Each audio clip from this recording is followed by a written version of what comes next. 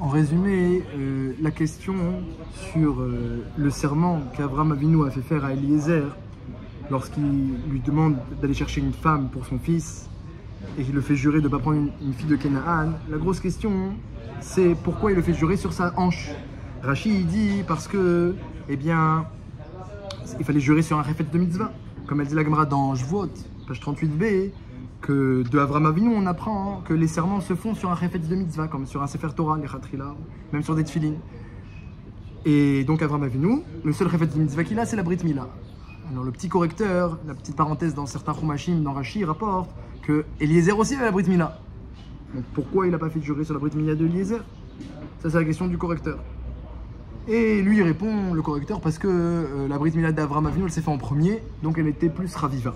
Mais le Ramban n'est pas d'accord, et puis dans les Psukim, c'est machma la Brit Mila d'Avraham Avinu était l'an dernier. Donc il faudrait chercher une autre réponse à cette question. Le Malbim il dit parce que la Brit Mila de Avraham et de Eliezer, c'est pas la même Brit Mila, parce que Eliezer était qu'un évêque Kenani, un serviteur, donc c'est pas la même Brit Mila. Il faut comprendre qu'est-ce que ça signifie, c'est à quoi c'est pas la même Brit Mila.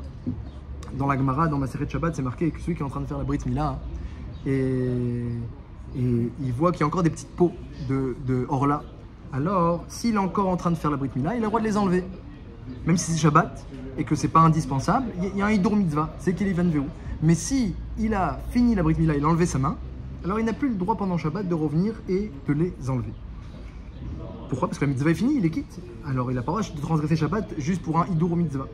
Comme ça dit la Braïta. Le problème, c'est que le Rambam il dit que même Beyom Chol, s'il a enlevé sa main, ça sert à rien qu'il revienne et qu'il coupe les petites peaux, c'est fini. Parce que tu as fini la mitzvah, tu veux faire un hidur mitzvah, à quoi ça sert? Tu as fini la mitzvah, c'est fini. Comme quelqu'un qui a pris le loulav, le étrog, il a fini la mitzvah, ça sert à rien d'en prendre un autre, dit le Beth Alevi, qui est plus joli. Si tu as fait de la mitzvah, tu as fait la mitzvah. On fait même plus la bracha lorsqu'on l'a pris en main.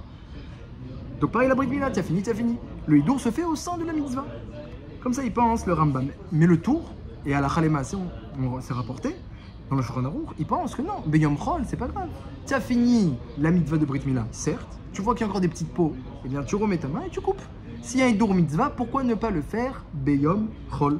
Comme ça, il dit le tour. Comme ça, c'est rapporté dans Siman, Resh Samer Dalet, dans Yoredea. La question, c'est que le Rambam, il l'a dit.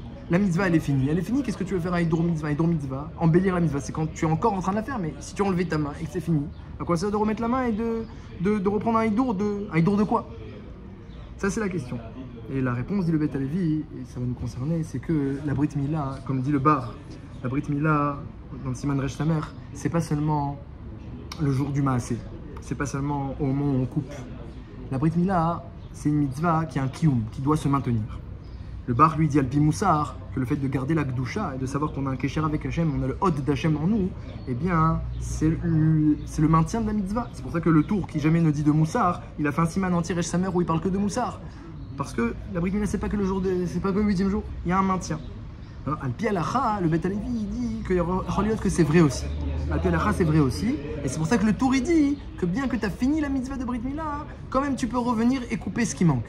Parce qu'il y a encore une mitzvah qui s'accomplit. Comme on le voit par exemple de David Ameller, qu'il mettait toute la journée les tefillin et le talit, il était tout le temps en kesher avec Hachem, il étudie la Torah Yomam Valayla, et sauf quand il somnolait ses 60 respirations, Al-Kol Panim, lorsqu'il est un jour allé au mikvé, eh bien, Halash Daté, il s'est affaibli, il s'est attristé.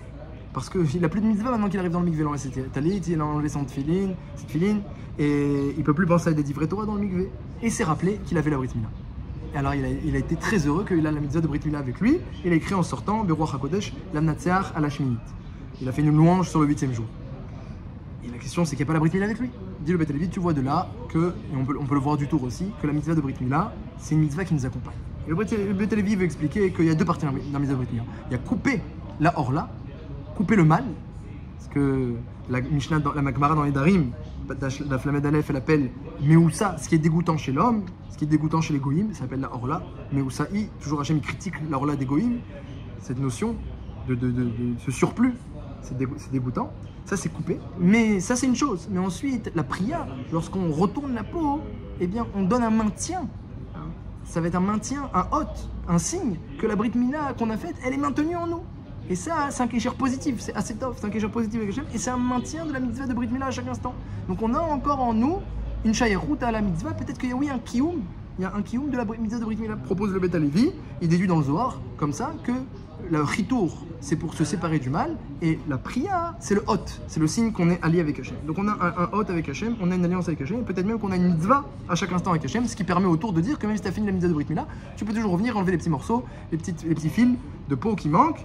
Et quand c'est Shabbat, c'est interdit, parce que c'est qu'un hidour mitzvah, mais quand c'est en semaine, c'est permis et c'est même indispensable d'après le tour et halakha les maaseh.